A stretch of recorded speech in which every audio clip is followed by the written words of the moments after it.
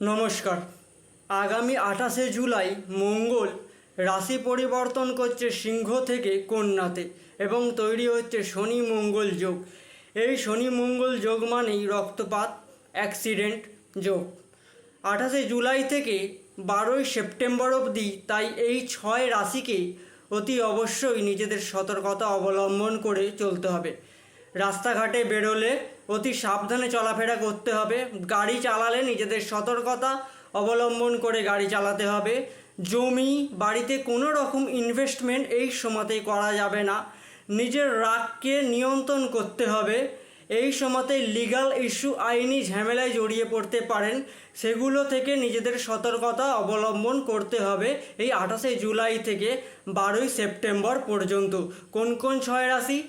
মেষ, কন্যা, সিংহ, ধনু, কুম্ভ ও মীন।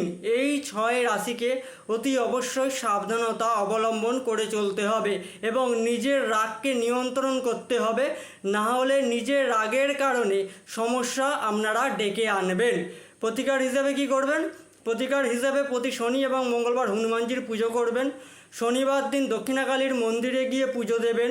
সাত্ত্বিক জীবনযাপন করবেন এবং দুস্থ অসহায় মানুষকে আপনার সামর্থ্য মতো কিছু সাহায্য করবেন। নমস্কার। ভিডিও ভালো লাগলে লাইক ও শেয়ার করে দেবেন।